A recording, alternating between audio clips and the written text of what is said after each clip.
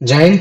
हम लोग work and energy वाला टॉपिक्स पढ़ रहे थे और कहीं ना कहीं हमने वर्क के बारे में छोटा सा हमने पढ़ दिया कि वर्क बेसिकली तब वर्क कहलाता है, मतलब कि वर्क तब डन बोला जाएगा जब कहीं ना कहीं एक फोर्स अप्लाइड हुआ है ना। और अगर उस फोर्स ने उस ऑब्जेक्ट को अगर मूव कर पाया है, मतलब कि अगर उसको कोई ना कोई डिस्टेंस दे पाया है, तभी हम लोग बोलते हैं कि हाँ वर्क डन हुआ है। अदरवाइज हम लोग ये बोलते हैं कि वर्क डन नहीं हुआ है। तो इसके बेसिस पे हमने मतलब क्या कहते हैं कि एक बोला था कि हाँ देखो, जैसे मान लो कि ये एक ऑब्जेक्ट है, ठीक है, ये ए डायरेक्शन में है और वो तुम मतलब ए पॉइंट पे है और वो इधर की ओर जा रहा है। या फिर मान लो कि तुम इधर खड़े थे, तुमने इसको अपनी तरफ घसीटा, या फिर मान लो कि तुमने इधर साइड से तुमने इधर की ओर धक्का दिया, है ना, या तो तुमने इसको अपनी तरफ घसीटा पुल किया या तो पुश किया। मतलब कि डायरेक्शन ऑफ फोर्स जो था तुम्हारा, वही तुम्हारा डायरेक्शन ऑफ मूविंग भी है ना। अगर तुम ध्यान से देखोगे तो अगर मान लो कि डायरेक्शन ऑफ फोर्स तुमने इधर की ओर दिया, अब वो फोर्स तुम्हारा पुल भी हो सकता था, पुश भी हो सकता था। और जब तुमने ध्यान से देखा तो जो ऑब्जेक्ट जो तुम्हारा मूव हुआ है वो उसी डायरेक्शन में मूव हुआ है, तो मतलब ऑब्जेक्ट की जो तुम्हारा मोमेंट है वो भी सेम ही डायरेक्शन में हुआ है। तो इस बेसिस पे फिर हम देखते हैं कि यार हाँ, अगर ऑब्जेक्ट तुम्हारा मूव हो गया है ए पोजीशन से बी पोजीशन तक, तो हम लोग बोलते थे कि हाँ देखो काम हुआ है। अब वो काम तुमने किया तो तुम हो गए, या तो फिर वो उस ऑब्जेक्ट के बैठा हुआ अंदर एक इंजन हो गया, या तो उसने काम कर दिया। और उसी के बेसिस पे हमारा एक फॉर्मूला हो जाता था W is to F into S, क्योंकि तुम्हारा W किसके डायरेक्टली प्रोपोर्शनल है, फोर्स के प्रोपोर्शनल है। क्योंकि तुम हो सकता है ज्यादा फोर्स लगाने पे ज्यादा तुमको मतलब मूवमेंट दिखेगा, जब ज्यादा मूवमेंट दिखेगा तो तुमको ज्यादा मतलब क्या कहते हैं कि एक वर्क देखने को मिलेगा। ठीक ऐसे अगर तुम ज्यादा फोर्स लगाओगे, ज्यादा वर्क डन करोगे, तो हो सकता है तुमने डिस्टेंस भी ज्यादा अचीव कर लियो। लेकिन वो किसके और भी ज्यादा मैटर करता है कि तुम्हारा उस समय का रेजिस्टेंस कैसा है, तुम्हारा उसके साथ साथ वो भी क्या चीज हो रखा है, मतलब कि क्या कहते हैं कि तुम्हारी बॉडी का मास कितना हो रखा है। तो ये हम लोग ये वाला फॉर्मूला तब ज्यादातर लगाते हैं जब तुम्हारा मतलब क्या कहते हैं कि डायरेक्शन ऑफ फोर्स और ऑब्जेक्ट का मूवमेंट का डायरेक्शन वो सेम होता है ना। और इसी के सेंस पे हमने फिर इसकी यूनिट भी डेराइव कर ली थी कि भाई फोर्स की होती है तुम्हारी न्यूटन होती है, और तुम्हारे मतलब डिस्टेंस की होती है मीटर होती है। तो इस सेंस में जो हमारा मतलब क्या कहते हैं वर्क की जो यूनिट निकल कर आई थी वो कितनी निकल कर आई थी, न्यूटन पर मीटर हो गई थी, है ना। न्यूटन पर मीटर नहीं, सिंपल से कैसे, न्यूटन मीटर, जिसमें न्यूटन हम लोग कैपिटल में लिखते हैं और मीटर को स्मॉल में लिख देते हैं। ये हो गया। और हमें ये भी मालूम है कि हम लोग वर्क उतना ही करते हैं जितनी हमारी एनर्जी यूटिलाइज हो जाती है।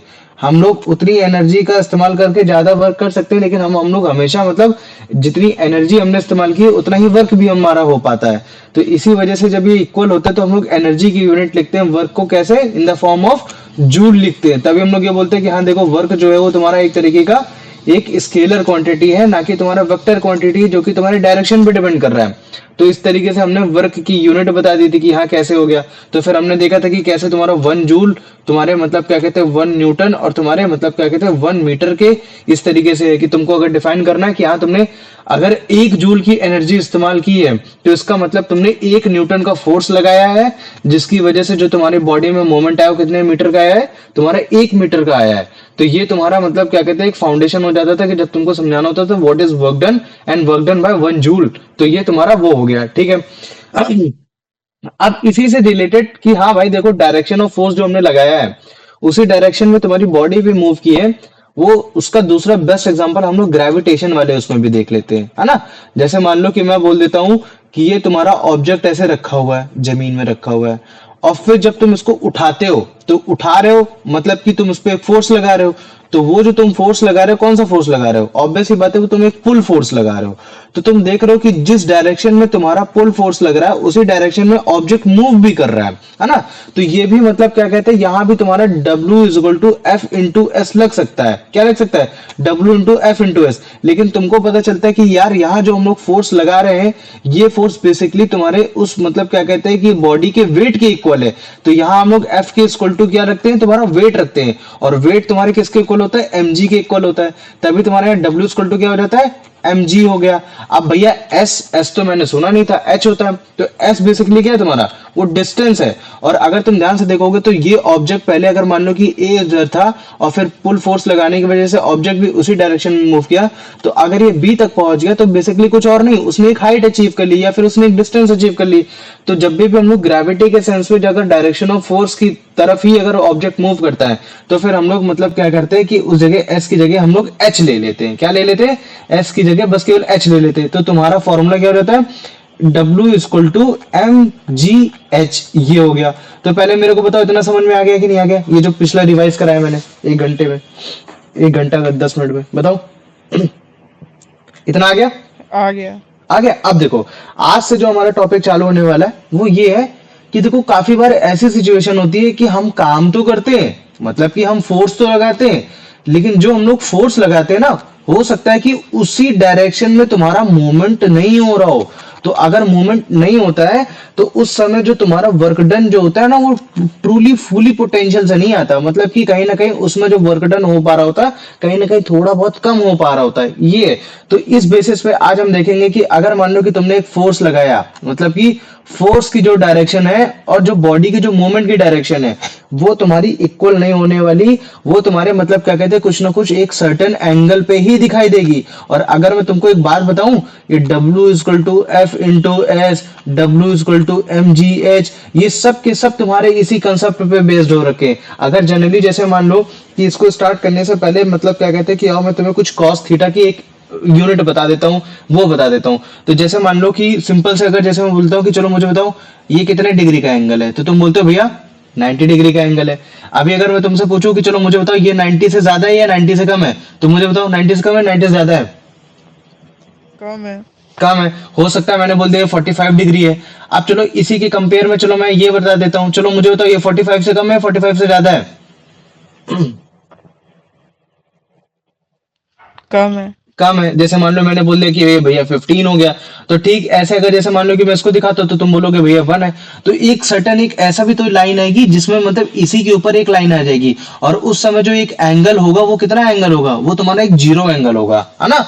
तो ये zero angle, 13 angle, 15 angle, 45 angle, 90 angle, तो इनकी वैल्यू के थ्रू हम लोग ये बड़े आराम से वर्क डन निकाल सकते हैं। तो भी हमारा कंसेप्ट एकदम आसानी से आ जाएगा, क्योंकि ये जो कंडीशन होती है ना जिसमें तुम एक जीरो एंगल लेते हो, वो जीरो एंगल बेसिकली वही तुम्हारी डायरेक्शन ऑफ फोर्स होती है, और वही तुम्हारी डायरेक्शन ऑफ तुम्हारा मतलब क्या कहते हैं मूवमेंट होता है। समझ रहे हो? तो अभी तक हमने जितने भी तुम्हारे कंसेप्ट देखे हैं, W equal to F into S, W equal to M G H, है ना, इन सब में तुम्हारा ये जीरो एंगल लग रहा होता है।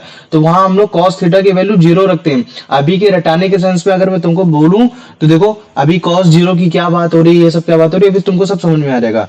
देखो अगर कॉस थीटा की वैल्यू रखनी है और अगर थीटा उस समय अगर तुम्हारा जीरो है, तो जो कॉस थीटा की वैल्यू होती है वो होती है 1।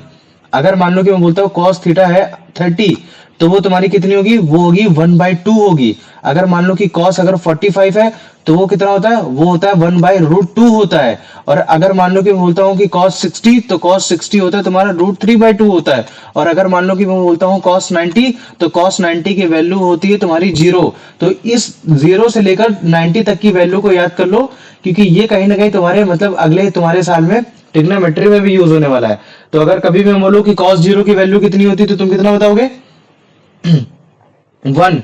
cos 30 की वैल्यू 1/2, cos 45 की वैल्यू 1/√2, cos 60 की वैल्यू √3/2 और cos 90 की वैल्यू तुम्हारी 0। ठीक है, तो अब तुम लोग कंसेप्ट को समझने के लिए तैयार हो? ठीक है, तो चलो ठीक है भैया, मेरे को कुछ ऐसे एग्जांपल बताओ, क्योंकि मेरे को तो अभी सारे एग्जांपल ऐसे समझ में आ रहे हैं कि भैया जो तुम्हारे आपके डायरेक्शन ऑफ फोर्स है उसी डायरेक्शन ऑफ फोर्स पे मतलब क्या कहते हैं बॉडी का मूवमेंट हो रहा है। तो नहीं, अब एक काम करते हैं, डायरेक्शन ऑफ फोर्स तुम्हारा और मतलब क्या कहते हैं डायरेक्शन ऑफ बॉडी का मूवमेंट वो तुम्हारा डिफरेंट करा के दिखाते हैं।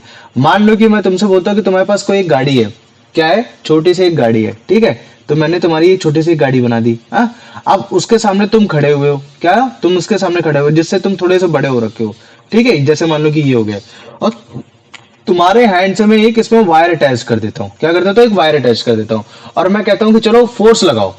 अब ये जो वायर है तुम इसमें क्या फोर्स लगाओगे, तुम इसमें ऑब्वियस ही बात है एक पुल फोर्स लगाओगे।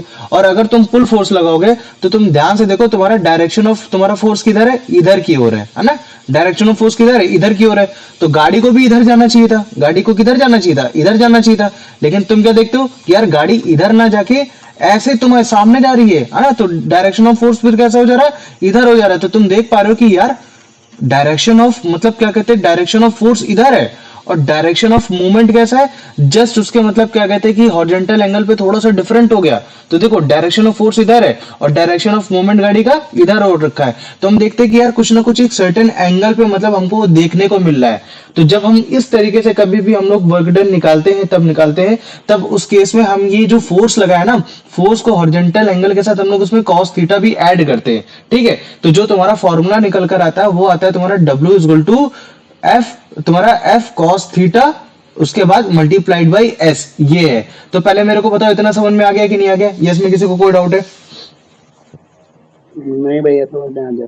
दोनों समझ में आ गया ना? हाँ ये तो अब तुम्हारा ये जो तुम्हारा है ना डायरेक्शन ऑफ फोर्स, अभी अगर मान लो कि तुम इस गाड़ी के जस्ट बराबर होते, इनके सिचुएशन मानो कि ये तुम्हारी एक गाड़ी है, ठीक है, अभी तुम मतलब क्या कहते हैं इसके जस्ट बराबर के एक इंसान हो, है ना, इतने छोटे से इंसान हो तुम इससे जस्ट बराबर के।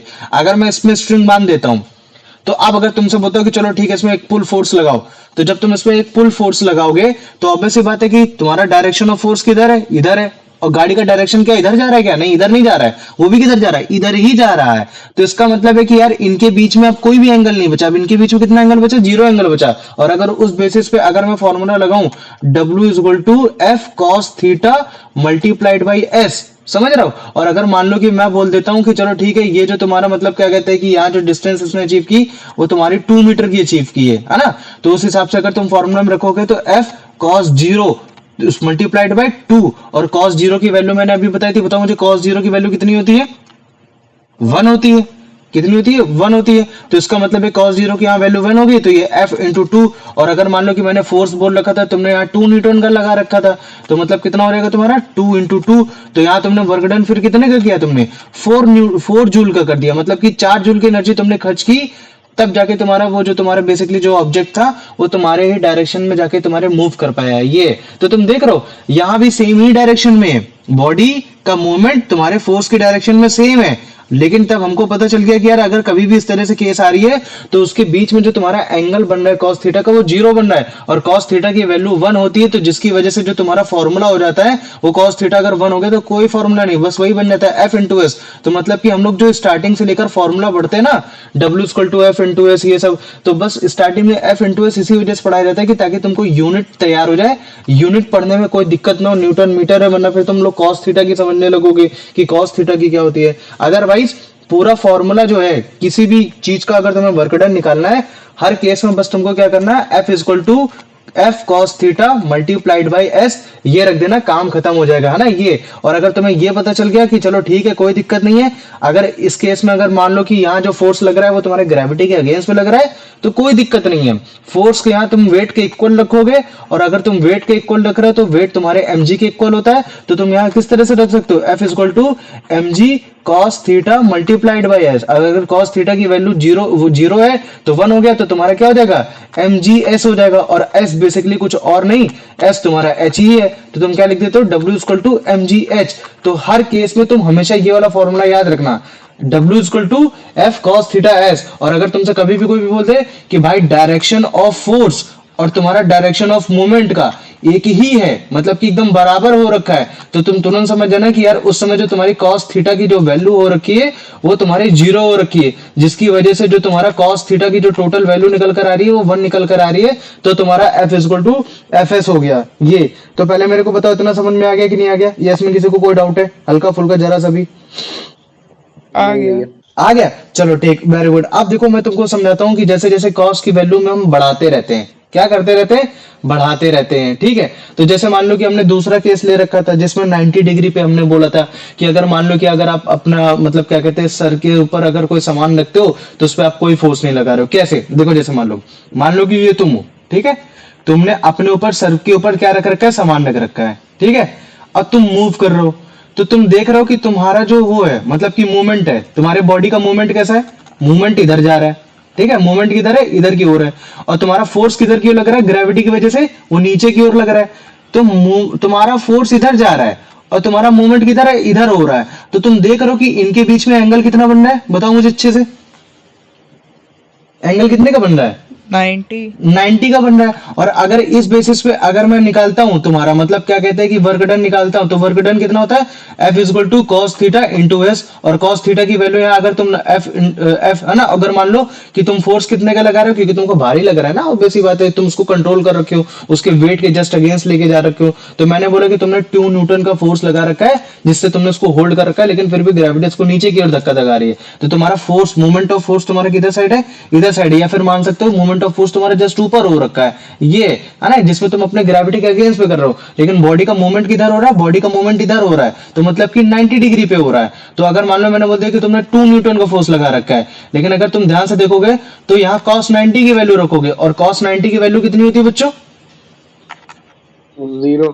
0 होती है। और अगर मान लो कि मैंने बोल दिया कि तुमने डिस्टेंस जो चला है वो तुमने 2 मीटर का चला है, तो यहाँ तुमने 2 मीटर रख दिया, लेकिन अगर cos 90 की वैल्यू अगर तुम्हारी 0 होती है, तो इसका मतलब क्या है, ये टर्म तुम्हारा मतलब क्या कहते हैं कि टोटल मतलब 0 से मल्टीप्लाई होगा, ये भी तुम्हारा 2 से मल्टीप्लाई होकर 0 हो जाएगा, तो वर्क डन इक्वल टू कितना हो जाएगा तुम्हारा, 0 हो जाएगा। तभी हम लोग बोलते हैं कि अगर ऑब्जेक्ट पे कोई भी मतलब क्या कहते हैं वो नहीं हो रहा, मतलब कि फोर्स के अगेंस्ट अगर मूवमेंट नहीं हो रहा, तो तुम मतलब बोलते हो कि हाँ यार चलो ठीक है, देखो वो कोई भी मतलब क्या कहते हैं अभी, अच्छा देखो कहीं ना कहीं अगर तुम देख रहे हो, अरे भैया मूवमेंट तो हो रहा है, फोर्स भी लग रहा है, तो मतलब क्या कहते हैं कि यहाँ तो वैल्यू 0 नहीं होनी चाहिए, क्योंकि आपने हमें बताया था कि वर्क डन मतलब क्या कहते हैं कि तब माना जाएगा जब आपका डिस्टेंस अगर अचीव हो रहा है कि नहीं हो रहा। अगर मूवमेंट हो रहा है तो फिर इसका मतलब है कि वो वर्क डन हो रहा है, और यहाँ तो मूवमेंट होते दिखाई दे रहा है। तो तुम ध्यान से देखो, मोमेंट हम उसकी डायरेक्शन में लेने की कोशिश करते हैं जिस डायरेक्शन में तुम्हारा फोर्स जनरेट हो रहा है, तो इसका मतलब है कि मोमेंट एक्चुअली में बॉडी का किधर होना चाहिए था, बॉडी का मूवमेंट नीचे की ओर होना चाहिए था, तो बॉडी का मूवमेंट यहां नहीं हो रहा है ना, और फोर्स हम इधर की ओर लगा रहे हैं। तो ये जो तुम्हारा डायग्राम बना है ये एक तरीके से गलत डायग्राम बना है। अब मैं तुमको अच्छे से समझाता हूं।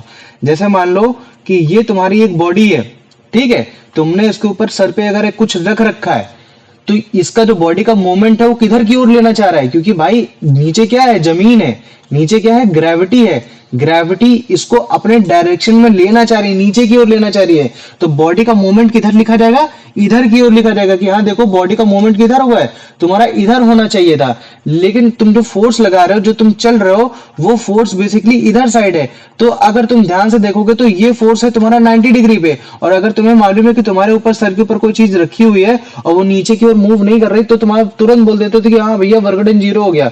लेकिन एक्चुअली में कहां से कंसेप्ट आ रहा है तुम्हारा, 90 डिग्री के कंसेप्ट से आ रहा है कि हाँ देखो अगर मैं W equal to F cos theta अगर वैल्यू रखता हूं मल्टीप्लाइड बाई एस, तो भाई फोर्स तुम्हारा भले चाहे तुमने 2 न्यूटन का फोर्स लगा के तुमने अपने 2 कदम आगे बढ़ाए क्यों ना हो, लेकिन अगर कॉस थीटा की वैल्यू अगर यहाँ 0 है तो फिर 0 इंटू एस है ना, डिस्टेंस है ना, डिस्टेंस भी यहाँ बेसिकली कुछ नहीं, तो तुम्हारा जो टोटल वर्क डन आ जाएगा वो भी 0 ही आ जाएगा। ये है। तो पहले मेरे को बताओ इतना समझ में आ गया कि नहीं आ गया, या इसमें किसी को कोई दिक्कत है?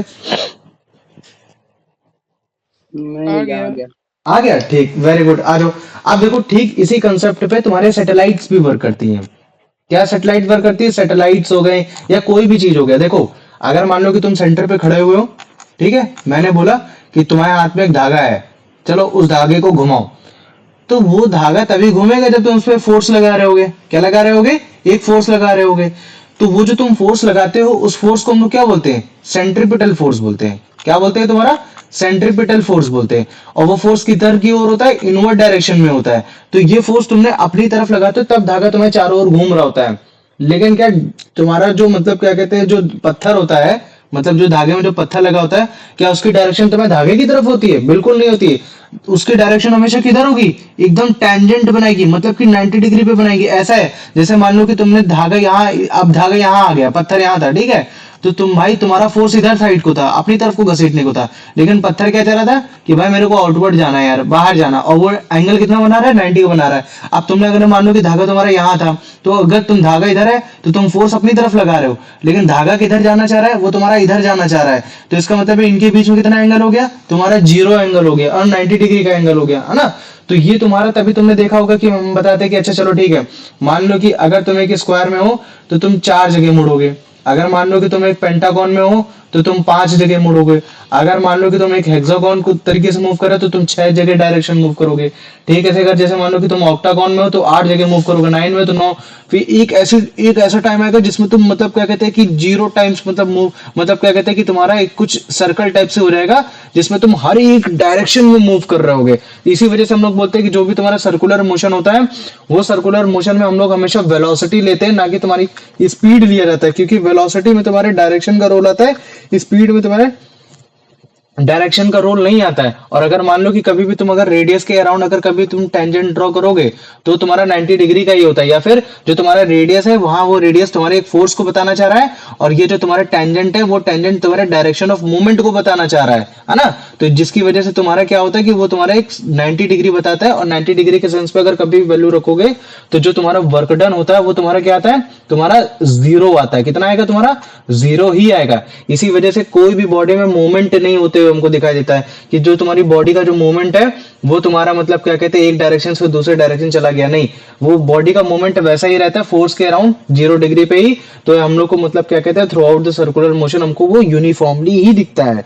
ये तो सैटेलाइट वाला कभी भी केस आ जाए तो उसमें वर्क डन हमेशा तुम हमेशा 0 ही बताना। ये तो पहले मेरे को बताओ इतना समझ में आ गया कि नहीं आ गया?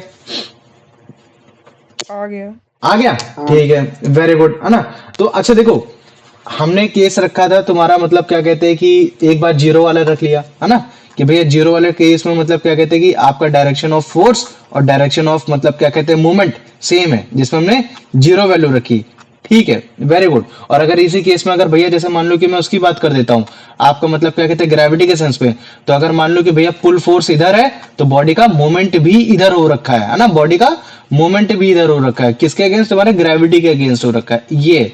लेकिन काफी बार ऐसा भी तो केस होता है कि आपका जो फोर्स है और जो मूवमेंट है वो जस्ट अपोजिट ही डायरेक्शन में हो रखे हो। जैसे केस बताता हूं तुमको, जैसे मान लो कि ये तुम्हारा क्या है, तुम्हारा ये तुम्हारा डंबल है, ठीक है, बड़ा सा डंबल है ना, बारबल हो रखी है।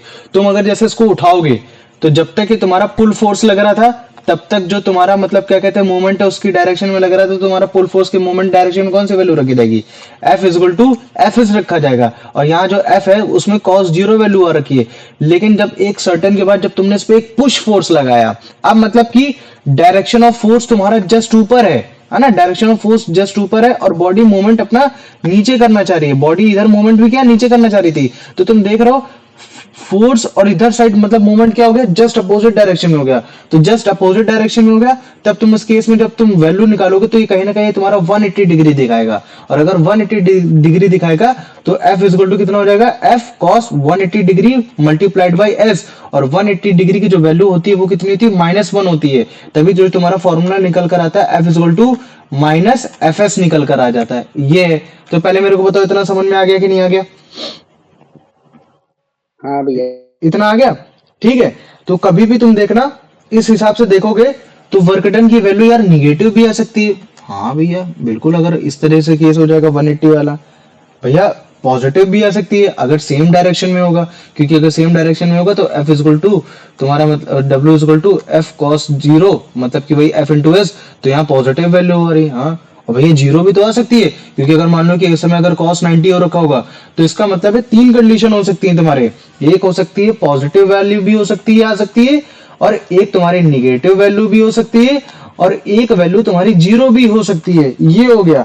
तो वर्क डन पॉजिटिव तब तुम्हारा होगा जब तुम्हारा डायरेक्शन ऑफ फोर्स और जो तुम्हारा मतलब क्या कहते हैं कि डायरेक्शन ऑफ मूवमेंट है वो दोनों क्या होंगे, इक्वल होंगे। ये है। और निगेटिव वैल्यू कब होगी, जब तुम्हारा डायरेक्शन ऑफ फोर्स और जो तुम्हारा मतलब क्या कहते हैं कि जो तुम्हारा मतलब क्या कहते हैं मूवमेंट है वो तुम्हारा क्या हो रखा है, जस्ट अपोजिट हो रखा है, तब ये केस होगा। और जब मान लो कि मैं बोलता हूं कि डायरेक्शन ऑफ फोर्स और जब तुम्हारा मतलब क्या कहते हैं मूवमेंट 90 डिग्री पे होगा, तब जो तुम्हारा जो मतलब वर्क डन निकल कर आएगा वो कितना आएगा, तुम्हारा 0 निकल कर आएगा। और कहीं ना कहीं अगर तुम्हें इसको और अच्छे से पहचानना है तो तुम स्पीड के सेंस में भी पहचान सकते हो, क्योंकि जब भी अगर मान लो कि तुम पॉजिटिव वर्क डन होता है तो उसमें जो तुम्हारा जो स्पीड होती है, बताओ मुझे, वो उसमें बढ़ेगी या घटेगी, बताओ जल्दी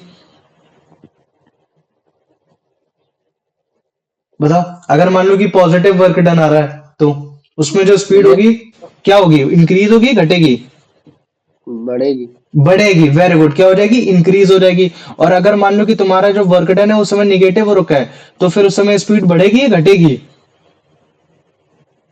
भैया घटेगी। घटेगी, डिक्रीज होगी। Very good. और अगर मान लो कि मैं बोल देता हूँ कि जो तुम्हारा डायरेक्शन फोर्स है और जो मोमेंट है वो तुम्हारा जीरो है, तो तुम्हारी स्पीड बढ़ेगी या घटेगी?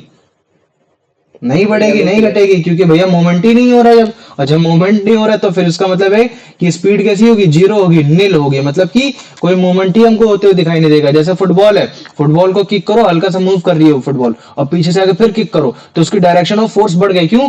क्योंकि भाई पुश फोर्स और इधर साइड बॉडी का मूवमेंट दोनों सेम डायरेक्शन में, भाई स्पीड बढ़ गई। मतलब कि पॉजिटिव वर्क डन बढ़िया हुआ। ठीक है।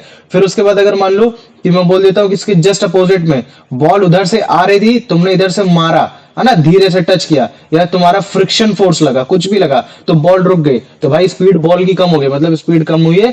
वर्क डन कैसा? निगेटिव हो रखा है। और वो सैटेलाइट वाले केस में अगर मान लो कि अगर कोई चीज अराउंड घूम रही 90 डिग्री पे, तो लगता है कि वो मूवमेंट, मतलब क्या कहते हैं, मोमेंटरी एक डिस्टेंस अचीव की, लेकिन वो डिस्टेंस अचीव नहीं कर रही है, वो बेसिकली एक जगह पे मूवमेंट कर रही है ना। तो जब मूवमेंट कर रही होती तो कहीं ना कहीं हमको पता चलता है कि उसकी स्पीड में कोई अंतर नहीं आ रहा। स्पीड उसकी कैसी हो रखी? तुम्हारी वो जीरो ही हो रखी है। ये है। तो ये तुम्हारा कंसेप्ट था पूरा वर्क का, कि वर्क कैसे काम करता है, वर्क के हिसाब से कैसे फॉर्मूला होता है, कॉस थीटा में रख के हम कैसे पता लगा सकते हैं कि किसी की स्पीड बढ़ रही है, किसी की स्पीड घट रही है। ये हो गया। अब अगला जो कंसेप्ट आएगा वो तुम्हारा एनर्जी का आएगा, जिसमें हम लोग काइनेटिक एनर्जी, पोटेंशियल एनर्जी, इनके बारे में पढ़ेंगे। ये तो वर्क डन की यूनिट, इनसे रिलेटेड किसी को कोई दिक्कत है, कोई डाउट है, बताओ मुझे। दिव्यांशु? नहीं। दिव्यांशु नहीं है? दिव्यांशु नहीं, है डाउट भैया। नहीं है। डाउट नहीं है ना? ठीक है। ये तो जैसे जो तुम देख रहे हो ना, direction of force, direction of movement, दोनों सेम डायरेक्शन में है ना। पुल फोर्स और डायरेक्शन का मूवमेंट भी उधर ही साइड। और लेकिन अगर मान लो कि जस्ट उधर साइड, अगर मान लो कि मैं बोल देता इसको ऊपर करो, अब ऊपर करते, जैसे ऊपर लेकर आओगे तो क्या होगा? पुश फोर्स लग रहा है, लेकिन बॉडी का मूवमेंट नहीं हो रहा, बॉडी का मूवमेंट नीचे होना चाह रहा है। क्यों? क्योंकि भाई ग्रेविटी उसको नीचे घसीटना चाह रही है। तो मतलब कि जस्ट अपोजिट डायरेक्शन हो गई। अपोजिट डायरेक्शन मतलब कि 180 डिग्री, और 180 मतलब कि भैया -1। ये हो गया। तो इसका मतलब क्या है कि फिर भाई, फिर आपका -1 रखोगे तो माइनस एफ एक्स की वैल्यू आ जाएगी, है ना। अभी इसको देखते हैं आराम से, सब समझ में आ जाएगा, दिक्कत मतलब। ठीक है। तो अभी तक हमने जितने भी केस लिए उसमें जो तुम्हारी बॉडी मूव हो रही थी वो तुम्हारे उसी डायरेक्शन में मूव हो रही थी जिस डायरेक्शन में हम लोग फोर्स को अप्लाई कर रहे थे, है ना। लेकिन हर बार ऐसा नहीं होता है। काफी बार केस ऐसा होता है कि बॉडी का जो मूवमेंट होता है वो तुम्हारे एक सर्टेन एंगल पे होता है तुम्हारे फोर्स के, है ना, जिस डायरेक्शन में आप फोर्स अप्लाई कर रहे होते हो। जैसे मान लो कि ये केस हो गया। अगर तुम इस केस में देख पा रहे होगे तो जो चिल्ड्रन है, वो जो चाइल्ड है, वो जिस टॉय कार को घसीट रहा है ना, जिस स्ट्रिंग की हेल्प से, उसमें तुम देख रहे हो कि कार तो हॉरिजॉन्टली मूव कर रही है, मतलब कि कार ऐसे मूव कर रही है ना। और तुम्हारा फोर्स किधर की ओर लग रहा है? फोर्स इधर की ओर लग रहा है ना। तो हम क्या देख रहे हैं कि भाई फोर्स का डायरेक्शन और तुम्हारे मतलब क्या कहते हैं उसका डायरेक्शन जस्ट डिफरेंट हो गया, जिसको तुम यहां से भी देख सकते हो।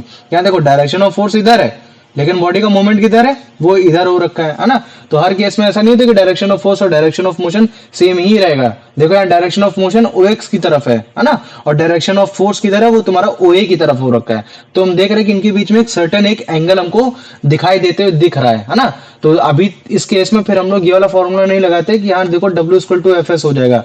लगा तो यहाँ भी सकते हैं, लेकिन यहाँ इनबिल्ट छुपा हुआ होता है। अगर मान लो कि cos थीटा cos f, तो वो तुम जैसे जैसे तुम्हारा कंसेप्ट क्लियर होगा तो और अच्छे से आ जाएगा। ये केस तब हम लोग डायरेक्टली लिखते, cos थीटा तब नहीं लिखते जब हमें मालूम होता है कि हाँ भाई देखो, डायरेक्शन ऑफ फोर्स और बॉडी का डायरेक्शन ऑफ मोशन सेम है। लेकिन अगर मान लो कि direction of motion, direction of force अलग अलग है, तब उस केस में हम लोग cos थीटा लगा देते हैं। या फिर अगर इवन तुम cos थीटा लगा भी दोगे और बोल दोगे कि direction of force, direction of motion same he direction में, जीरो एंगल पे बनना, cos थीटा की वैल्यू जीरो है, तो W=FS हो जाएगा, तो भी कोई दिक्कत नहीं है ना। इसमें ये जो तुम देख रहे हो, इसमें हमेशा जीरो ही एंगल बनना है, क्योंकि direction of force, direction of movement एक ही है। तो यहाँ जो एंगल निकल कर आ रहा है, जीरो निकल कर आ रहा है, तो W=F cos theta into S भी रखोगे तो भी कोई दिक्कत नहीं होने वाली, है ना।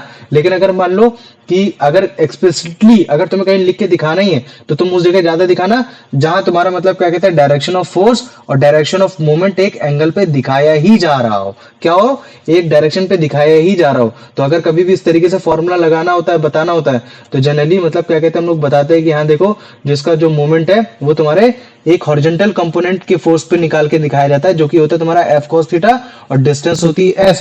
तो जिसको फॉर्मूला बनता है वो तुम्हारा होता है F cos theta multiplied by S, जहां तुम्हारा जो मतलब क्या कहते हैं कि एफ है वो फोर्स है, cos थीटा एक हॉरिजॉन्टल तुम्हारा फोर्स जिस डायरेक्शन पे लग रहा है, और जो तुम्हारा एस है वो बेसिकली मतलब क्या कहते हैं एक डिस्टेंस को बताने की कोशिश कर रहा है। ये हो गया, ठीक है।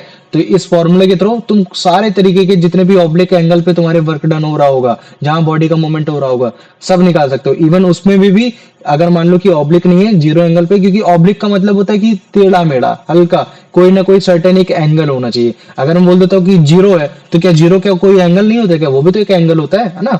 तो यहाँ तुम उस तरीके से भी निकाल सकते हो, उसमें कोई दिक्कत वाली बात नहीं है, ठीक है। आ जाओ, अब इसका आंसर बता दो। कार्तिकेय, ओ सॉरी कार्तिक बोलो, कुलदीप।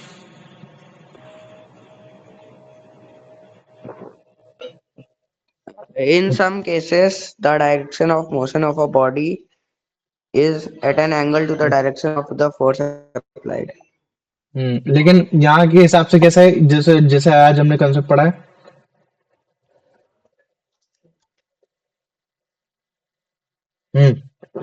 ठीक है, वही है। हाँ चलो आ जाओ, दिव्यांशु बेटा इसका आंसर बताओ। When a child pulls a toy car with a string, the car moves along with the direction of string. भैया ऑप्शन है। नहीं, हाँ अलोंग विद होता है। अच्छा, लेकिन उसी डायरेक्शन में हो जाएगा। जैसे मान लो कि मैं बोल देता हूँ, मान ले ये तेरी कार है, ठीक है, ये तेरी कार है, हाँ भैया। और तू उसको स्ट्रिंग से घसीट रहा है, ठीक है। तू क्या कर रहा है, इसको स्ट्रिंग से घसीट रहा है, तो तेरा फोर्स किधर की हो रहा है? इधर की हो रहा है ना? फोर्स इधर की हो रहा है। क्वेश्चन क्या बोला है हाँ कि जब चाइल्ड कार को घसीटता है तो कार किधर की मूव करती है? तूने बोला along the direction of string. Direction अगर स्ट्रिंग की इधर है, फोर्स की तरफ है, तो क्या गाड़ी भी इधर की ओर मूव करती है? हाँ या ना? हाँ भैया। नहीं, इधर कहाँ मूव करती है?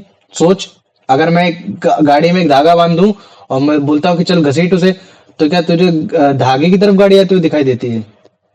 नहीं नहीं नहीं। नहीं नहीं, वो बल्कि क्या होती है, जस्ट उसके एक मतलब क्या कहते हैं एक हाँ पाथ भैया, पे वो निकल, सीधे पाथ में चलती है, हाँ सीधा सीधे पाथ में पास पे चलती है। चलती है ना। तो ये है, तो मतलब कि ये तो बोलेगा। यहाँ जो ऑप्शन है बोल रहा है along the direction of string, ये है डायरेक्शन ऑफ स्ट्रिंग, है ना। ये यहाँ मूव नहीं कर रही है गाड़ी, गाड़ी कहाँ मूव कर रही है? यहाँ मूव कर रही है ना।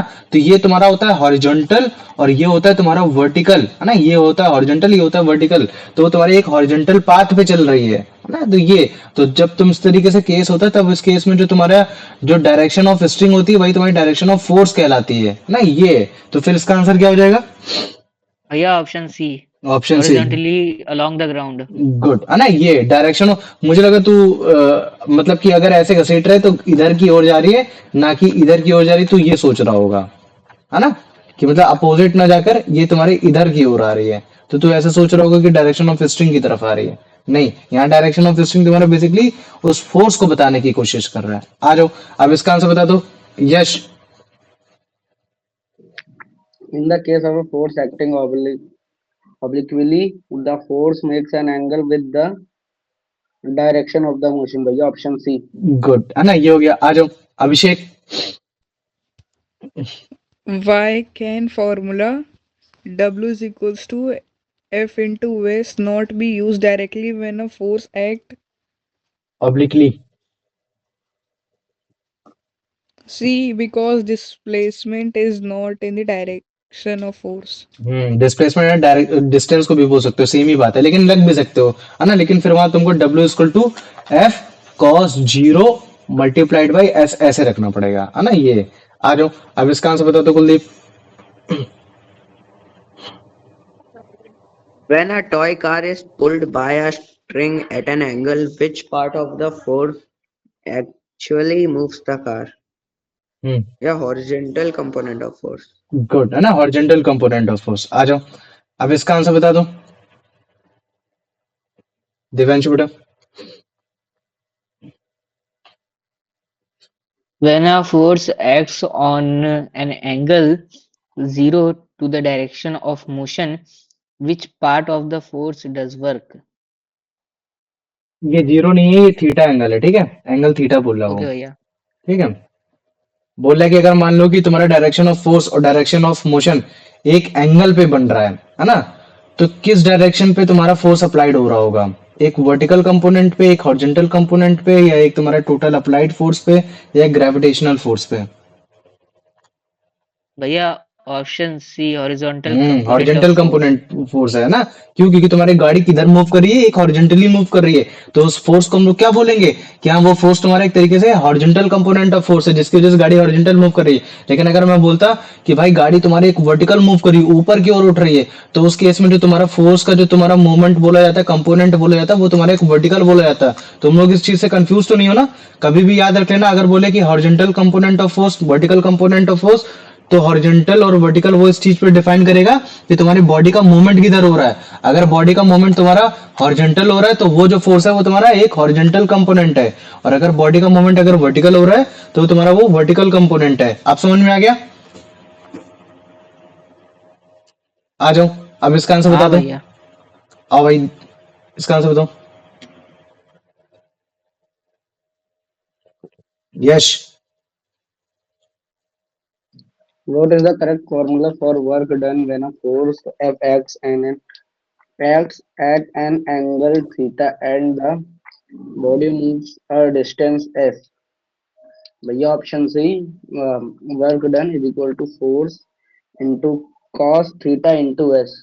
गुड है ना? ये cos थीटा की वैल्यू रखे रहना, क्योंकि जरूरी नहीं कि हर केस में तुमको 0 एंगल पे या 45 एंगल पे या फिर 90 या फिर 180 पे दे। हाँ, हो सकता है कि 30 डिग्री पे एंगल पे क्वेश्चन आ जाए, है ना? तो फिर अब इसका आंसर बता दो अभिषेक।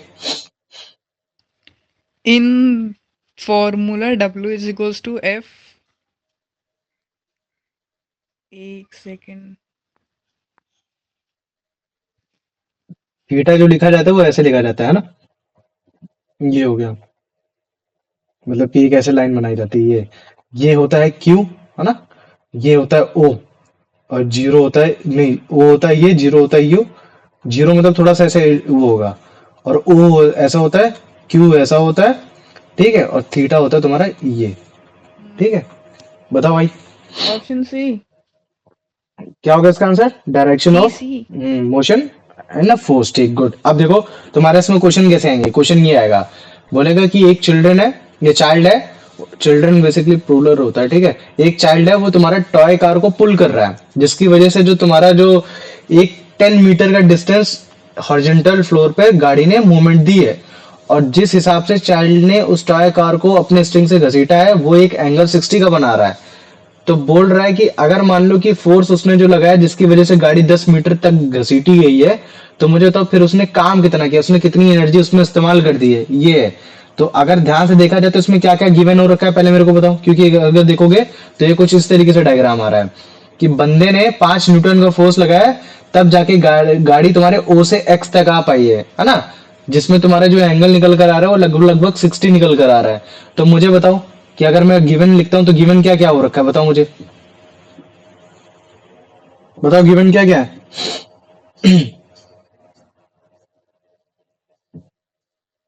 बताओ यश, गिवन क्या क्या है? भैया हम्म, थीटा गिवन है, थीटा गिवन है। एस थीटा गिवन है, मतलब कि हाँ, थीटा कितना गिवन है? 60 60, डिग्री। 60 डिग्री। तो ये थीटा किसके लिए है? साइन थीटा कॉस थीटा किसके लिए है? ये cos थीटा। कॉस थीटा के लिए। तो अगर मतलब कि कॉस थीटा की अगर वैल्यू रखता हूं तो तुम्हारा कितना आ जाएगा? कॉस 60। और कॉस 60 की वैल्यू कितनी होती है? भैया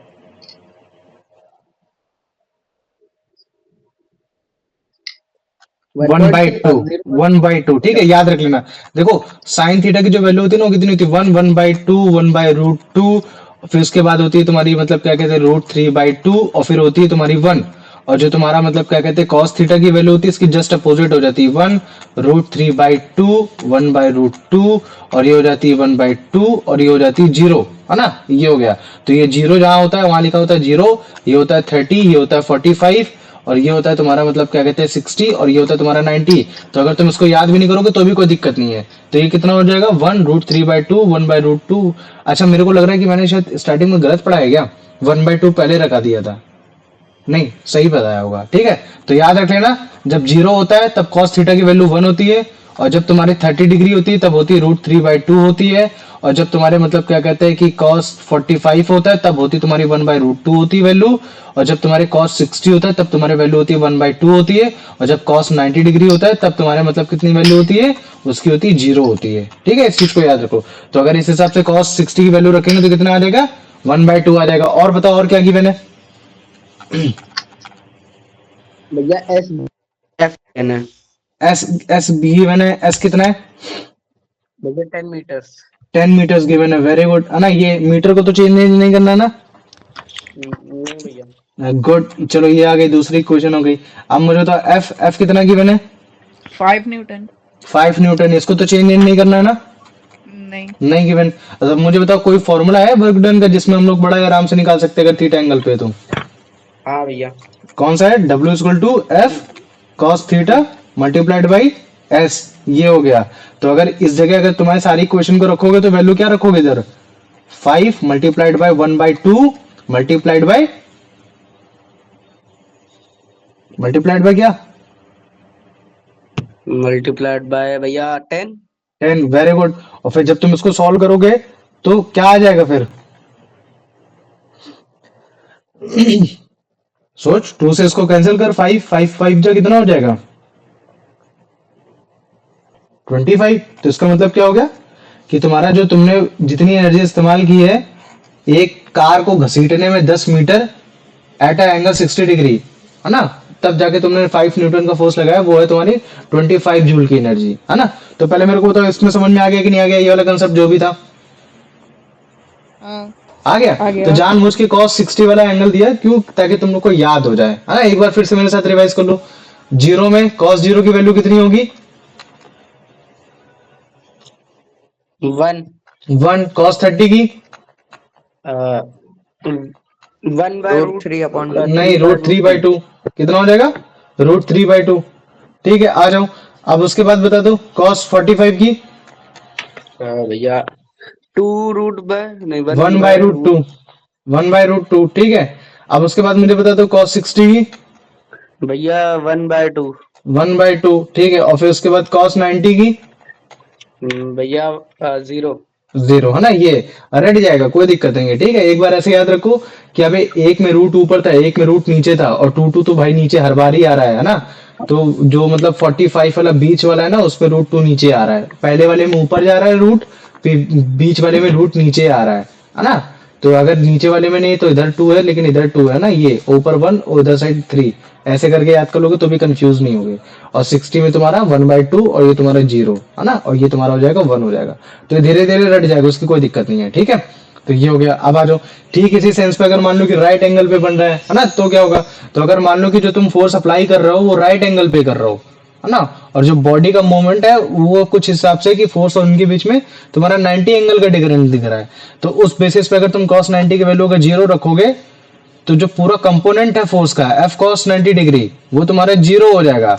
तो अगर वो 0 हो जाएगा तो बॉडी में मूवमेंट एकदम 0 हो जाएगा, 0 हो जाएगा तो तुम्हारा जो फोर्स है जो तुमने वर्क डन कर रखा है वो भी तुम्हारा क्या हो जाएगा, प्रॉपरली ही 0 हो जाएगा। तो यहाँ देखो वहां वर्क डन कितना निकल कर आ रहा है, 0 निकल कर आ रहा है। तो इसका मतलब क्या है कि बॉडी का अगर डिस्प्लेसमेंट है ना, बॉडी का अगर डिस्प्लेसमेंट अगर परपेंडिकुलर है, मतलब कि डिस्टेंस अगर एक तरीके से मोशन अगर परपेंडिकुलर है तुम्हारे डायरेक्शन ऑफ फोर्स के, तो कोई भी वर्क डन नहीं कहलाया जाता है। ये है ना, जैसे ये अगर मान लो कि चल रहा होता है ना, मान लो कि अगर ये चल रहा होता अपने सर के ऊपर रख के, तो भाई डायरेक्शन ऑफ फोर्स इधर की ओर लग रही है, ग्रेविटी की तरफ भी लग रही है, मूवमेंट किधर जा रहा है, इधर की ओर जा रहा है, तो सर्टेन एंगल कितना बना, 90 का बना। तो 90 बना तो भाई ऑब्वियसली बात है कि यहाँ वर्क डन कैसा हो जाएगा, तुम्हारा 0 डिग्री का हो जाएगा, है ना। ये तो ठीक इसी कंसेप्ट पे तुम्हारे ये बॉडी जब भी सर्कल पर रिवॉल्व करती है वहां भी तुम्हारा डायरेक्शन ऑफ 0 हो जाता है। कभी भी रस्सी को अपने लंगड़ में बांध को घुमाना तो तुम फोर्स तो अपनी तरफ लगा रहे हो, लेकिन जैसे लंगड़ को छोड़ देते तो दूसरी तरफ क्यों जा रहा है, भाई तुम्हारी तरफ आना चाहिए। तो पता चलता है कि भाई ऐसा नहीं होता है। एक्चुअली में क्या होता है कि जब हम सर्कुलर पाथ पे किसी चीज को घुमाते हैं तो जो सेंट्रीपिटल फोर्स होता है वो तो इनवर्ट फोर्स होता है, वो अपनी तरफ होता है, लेकिन जो बॉडी का जो डायरेक्शन होता है वो तुम्हारे जस्ट 90 डिग्रीज पे निकल रहा होता है। मतलब कि एक तरीके से रेडियस का और तुम्हारा बॉडी का मूवमेंट का जो एंगल होता है वो तुम्हारा 90 डिग्री पे निकल कर आता है टेंजेंट की बेसिस पे। तो इसी बेसिस पे जितने भी तुम्हारे सैटेलाइट्स हो गए, ये सारी चीजें हो गई, इन सब में भी वर्क डन कितना हो जाता है, 0 हो जाता है। कि मतलब इनमें स्पीड कोई भी अंतर नहीं हो रही, स्पीड एक ही स्पीड में चल रही है हाँ, तो ये इसी वजह से हम लोग मतलब क्या कहते हैं कि जब भी कोई भी सैटेलाइट को अगर एक जियो स्क्रोनस सैटेलाइट को भेजते हैं तो एक ही डायरेक्शन पे रह के पूरे धरती के चारों ओर चक्कर लगा, धरती के चारों ओर नहीं, धरती के साथ ही चारों ओर चक्कर लगाती, तो हमें एक जगह की डायरेक्ट एक जगह की लोकेशन की एकदम एग्जैक्ट सारी चीजें गतिविधियां पता चलती रहती हैं। तो ये देखो यही चीज है सेम। मान लो कि तुम यहाँ खड़े हो, तो ये जो सिंबल दिख रहा है तुमको, ये वाला, ये सिंबल तुमको बता रहा है कि हाँ देखो डायरेक्शन ऑफ फोर्स इधर है। लेकिन अगर तुम छोड़ दोगे लंगड़ को तो वो किधर की ओर भागेगा, जिसमें तुमको ये नीले रंग का तुमको दिखाई दे रहा है वहां। तो इसका मतलब है कि इनके बीच में 90 डिग्री है। तो 90 डिग्री, तो अगर इस हिसाब से वर्क डन निकालोगे कि कितना काम कर रहा है ये बंदा, कि ताकि मतलब क्या कहते हैं कि बड़े आराम से तुम्हारे उसमें आ जाए, तो वो है तुम्हारा जीरो है ना। क्योंकि भाई ऑब्वियस सी बात है, यहाँ तुम्हारा वर्क डन कितना निकल कर आ रहा है, जीरो निकल कर आ रहा है। तो कोई भी इसमें स्पीड में कोई भी अंतर नहीं आ रहा है। आओ अब इसका आंसर बता दो दिव्यांशु बेटा।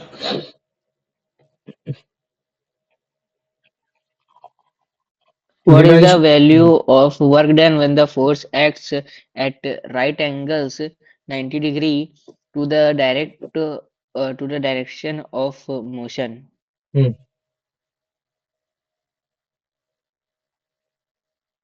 भैया ऑप्शन सी 0। गुड, आ जाओ यश, इसका आंसर बताओ बेटा।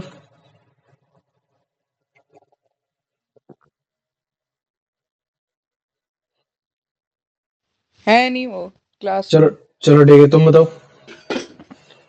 Why does the work done become zero when the angle between force and displacement is 90 degree? Because cos 90 is equals to 0. Good है ना, आ जाओ अब इसका आंसर बता दो Kuldeep. When a man carries a suitcase horizontally by is no work done against gravity. Displacement is perpendicular to the gravitational force. Good, आ जाओ दिव्यांशु बेटा, इसका आंसर बता दो।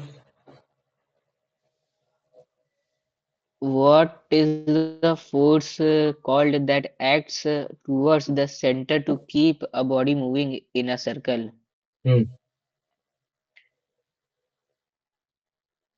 तुमने हाथ में एक भैया लंगड़ लिया, ऑप्शन सी। गुड है ना। अगर तुमने भैया हाथ में एक ऑप्शन सी गुड सी है सेंट्रीपिटल ना, फोर्स। Centripetal force. अगर मान लो तुमने हाथ पे एक लंगड़ लिया, उसको तुमने घुमाया, तो तुम उसको चारों तरफ तभी घुमा पाओगे जब तुम एक इनवर्ड फोर्स, अंदर की तरफ एक फोर्स लगाओगे, और वो फोर्स का नाम होता है तुम्हारा सेंट्रीपिटल फोर्स होता है। गुड, आ जाओ। और अगर बाहर की ओर लगाते हो तो उसको हम लोग बोलते हैं सेंट्रीफ्यूगल फोर्स बोल देते हैं। इसका आंसर बताओ अभिषेक। What is the work done on a body moving in a circular path? Maximum, minimum, zero, infinite. Zero. Zero, good, आ जाओ अब इसका आंसर बता दो Kuldeep.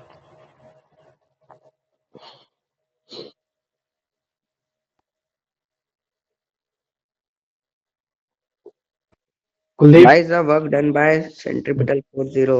Because the force is perpendicular to the direction of motion, ठीक है, very good है ना, ये हो गया। तो अब देखो तीसरा केस है ना, जिसमें मान लो कि तुम बॉडी को तुम जस्ट जो फोर्स की डायरेक्शन है, जो बॉडी की मूवमेंट की डायरेक्शन है, जस्ट अपोजिट है। इसको ध्यान से देखो, ये जो इसने किया, ये इसका अभी एक सेकंड आओ, यहां तक लेकर आओ, ठीक है। ये बॉडी को ऊपर घसीट रहा है, फोर्स भी उधर की ओर लगा रहा है, तो इसका मतलब क्या हो गया भैया, यहाँ एंगल जीरो बन रहा है ना। लेकिन अब तुम देखो इसने क्या किया, उठाया, अब ये क्या कर रहा है, फोर्स अपोजिट लगा रहा है, और बॉडी का मूवमेंट कहाँ होना चाह रहा है, नीचे होना चाह रहा है। लेकिन बॉडी मतलब क्या एकदम 180 डिग्री पे बनी हुई है, और जैसे ही 180 डिग्री पे बनी हुई है, तो इसका मतलब है कि अगर उस जगह तुम कॉस थीटा की वैल्यू रखोगे तो -1 आएगी, और जब -1 आ जाएगी तो फोर्स की टोटल वैल्यू कितनी आ जाएगी, -F आ जाएगी, जो भी उसमें वैल्यू रखोगे। तभी जो तुम अभी कभी भी फोर्स अगर अपोजिट डायरेक्शन में लगता है, तो जो फॉर्मूला हो जाता है W इक्वल टू क्या हो जाता है, -Fs हो जाता है ना। ये क्योंकि यहाँ जो तुम देख रहे थे, वो पर्टिकुलर देख पा रहे थे, वो बेसिकली कुछ और नहीं था, वो यहाँ तक तो तुम्हारा मतलब क्या कहते हैं, वो था है ना, कि भाई बॉडी का मूवमेंट तुम्हारा इधर हुआ, और उसके साथ साथ मतलब क्या कहते हैं, फोर्स भी तुमने इधर ही को लगाया, जो कि क्या था, तुम्हारा एक तरीके से पुल फोर्स था। लेकिन यहाँ के बाद फिर जब तुम ऊपर लेकर गए, एक सर्टेन पे रुक गए, अब ग्रेविटेशनल फोर्स उस बॉडी का मूवमेंट इधर की ओर करना चाह रहा है, लेकिन फोर्स इधर है, तो इसका मतलब क्या है कि जस्ट अपोजिट है। अपोजिट मतलब 180 डिग्री, और 180 डिग्री कॉस थीटा कितनी होती है, -1 होती है। तभी F equal to -Fs value निकल कर आई, क्योंकि यहाँ F के साथ जो तुमने कॉस मतलब क्या कहते हैं 180 रखा था, वहां तुमने माइनस की वैल्यू आई थी, तब जाके तुम्हारे यहाँ -F और S ऐसे लिख दिया सिंपल सा, तो भी ये आंसर हो गया है ना।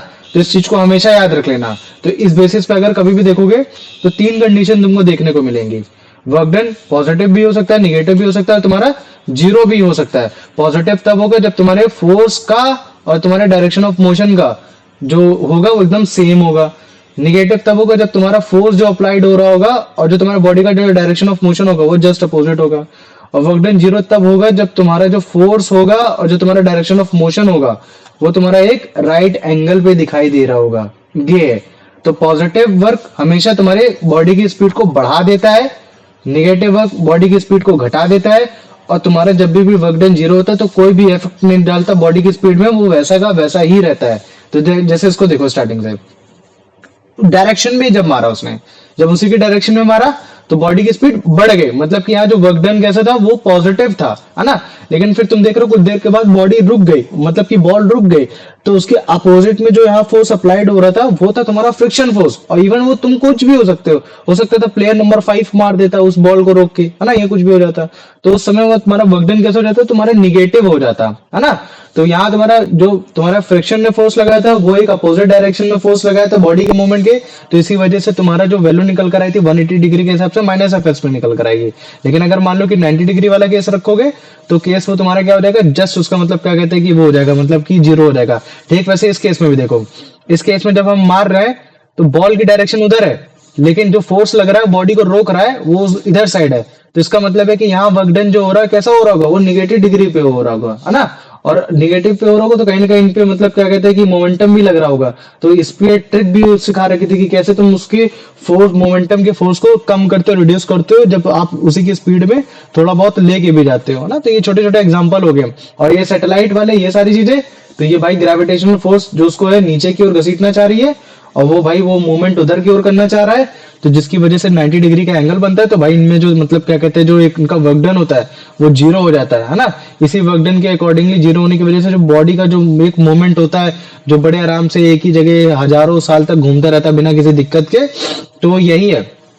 और जब भी कभी भी अगर ये चेंज हो जाएगा तो फिर ये जो मून आज हम लोग के सामने इस तरह से घूम रहा है कल को कहीं और घूमेगा। मून की हमको एक ही डायरेक्शन क्यों दिखाई देती है, वो कभी चेंज होते क्यों नहीं दिखाई देती, क्यों? क्योंकि उसमें सेंट्रीपिटल फोर्स कुछ इस हिसाब से लग रहा है कि उसका वर्क डन एकदम जीरो हो रखा है, मतलब कि जैसे जैसे हम घूम रहे हैं वैसे वैसे वो भी घूम रहा है ना, ये चीज है।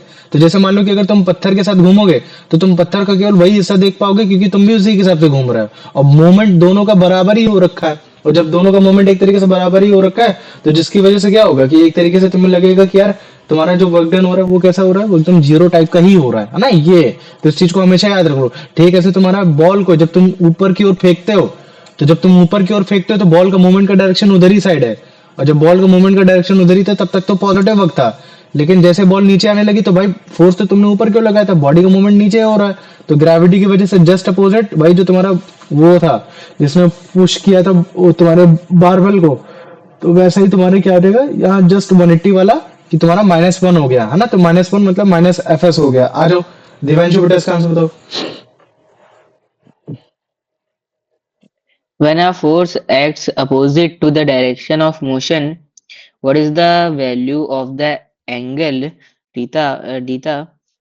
between force and displacement? बताओ। भैया ऑप्शन डी। गुड, है ना, 180, जिसकी वजह से जो फॉर्मूला निकल कर आएगा वो F is to minus F S हो जाएगा। आ जाओ अब इसका आंसर बता दो Abhishek. What is the nature of work done when a force act opposite to the direction of motion? Positive, zero, negative, max, negative. Negative, good, है ना, क्योंकि अपोजिट डायरेक्शन में माइनस एफ एस, तो नेगेटिव वैल्यू निकल कर आएगी। Kuldeep. Which expression represent the work done when force acts opposite to the motion over a distance s? ये option B. पढ़ पूरा क्या लिखा है। Work done equal to opposite force into distance. Good, है ना, opposite force to the distance moment of the body, है ना, ये डिस्टेंस टू द बॉडी, है ना, ये हो गया। या माइनस एफ एस भी हो सकते हो। दिव्यांशु बेटा इसका आंसर।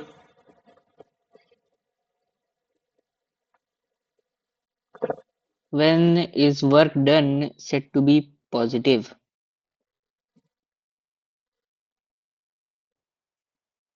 पॉजिटिव कब बोला जाएगा? भैया option C, when force acts in the direction of motion. Good, है ना, ये हो गया। आ जाओ अभिषेक, इसका आंसर बताओ। When work done is negative.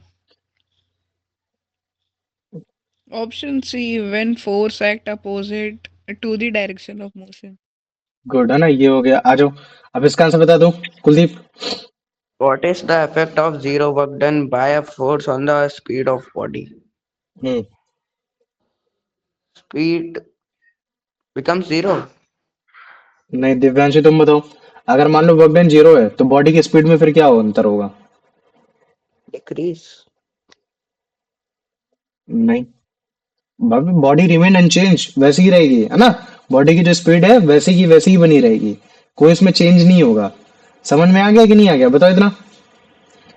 हाँ भैया। है ना, ये इस चीज को याद रख लेना। अगर वर्क डन अगर तुम्हारा जीरो है तो जो बॉडी की स्पीड है वो जीरो है, और अगर बॉडी की स्पीड मतलब जीरो इन द सेंस मतलब बॉडी की स्पीड वही है। अगर घूम रही है तो लगातार उसी स्पीड से घूम रही है, अगर जीरो है तो वही है, मतलब कि स्पीड तो चेंज हो ही नहीं रही है ना, ये हो गया। तो इस केस में तुम्हारा क्या होता है, अनचेंज्ड बोला जाता है। ये आ जाओ, अब इसका आंसर बता दो दिव्यांशु बेटा। When a football is kicked and starts moving, the work done on the football is,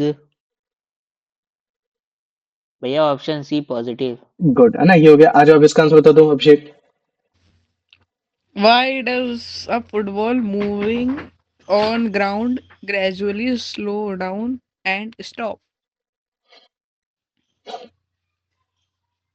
Option D, because the force of kick disappeared. चलो ठीक है, तुम बताओ मेरे को। नहीं नहीं, कुलदीप। ऑप्शन चुप बी। चुप चुप चुप चुप, हम सुनेंगे नहीं। Kuldeep. Why does a football moving on the ground gradually slow down and stop? Because friction acting opposite to motion. गलती है। आ जाओ दिव्यांशु, पता इसका नहीं आंसर। क्या सोच रहा था, डी बोल दिया। Divyanshu. What is the work done by gravitational force of Earth on a satellite moving in a circular uh, orbit? भैया ऑप्शन सी, जीरो। गुड, है ना, ये हो गया। आ जाओ, अब इसका आंसर बता दो कुलदीप। वो अभिषेक, अभिषेक। Why is the work done by gravity on satellite in circular motion zero? Hmm C, because the force act at right angle to the direction of motion. Direction of motion. Good, आ जाओ कुलदीप, इसका answer बताओ। When a ball throws a ball vertically upward, what type of work done is by gravity on the ball?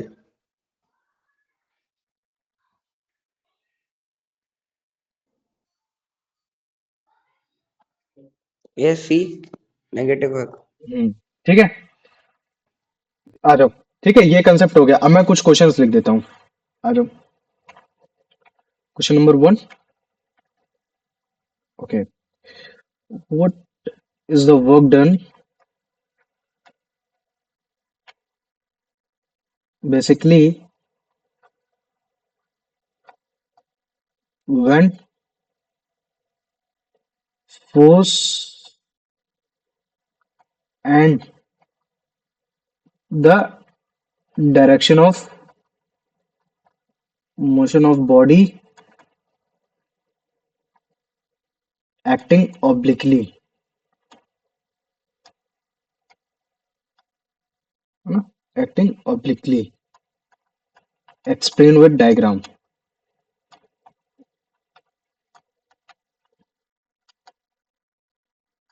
ये हो गया आराम से तुम्हारा 3 मार्क्स का हो गया। ठीक है, अब आ जाओ question number two. Made an numerical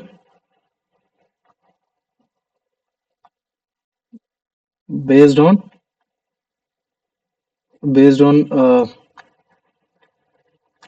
oblique angle between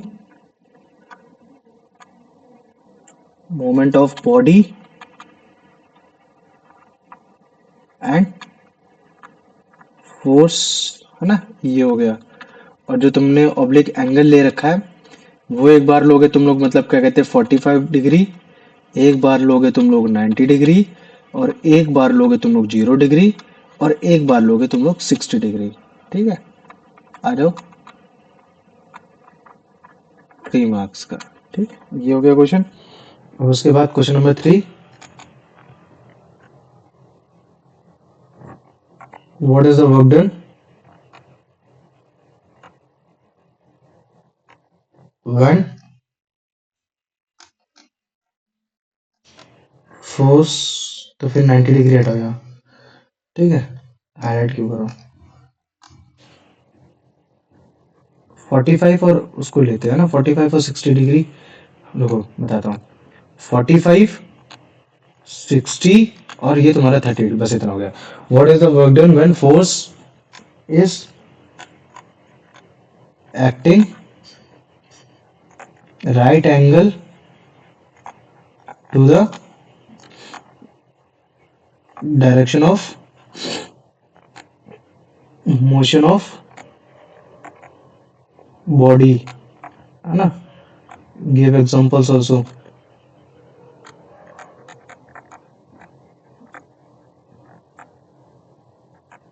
ये हो गया तुम्हारा 3 मार्क्स का हो गया।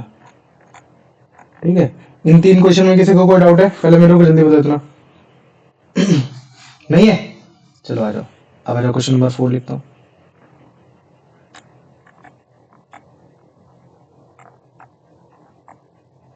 What is the work done when? What is the work done by body when force applied to the direction of movement of body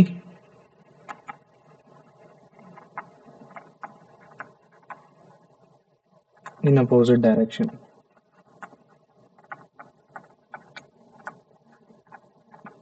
3 marks. ठीक है, ये हो गया। अब question number 5, body of speed can be increased,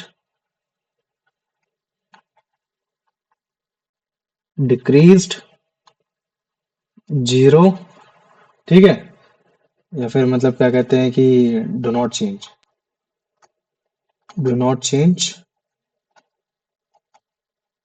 when work done is what? ठीक है, give its example also। पांचवा question ये बोल रहा है कि बॉडी की स्पीड कब बढ़ेगी, कब घटेगी और कब चेंज नहीं होगी। जब वर्क डन क्या होगा, तो तुम बोलोगे पॉजिटिव में नहीं बढ़ेगी, तो उसके साथ साथ तुम मतलब क्या कहते हैं इसमें एग्जाम्पल भी दोगे। तो ये बस ये हो गया। ठीक है, अब बताओ इन 5 क्वेश्चन में किसी को अगर कोई डाउट हो तो, किसी को कोई डाउट है? नहीं। नहीं, ठीक है। टॉपिक ज्यादा तेज भाग तो नहीं रहा है? नहीं। ऐसा लग रहा हो कि भैया समझ में नहीं आ रहा कुछ।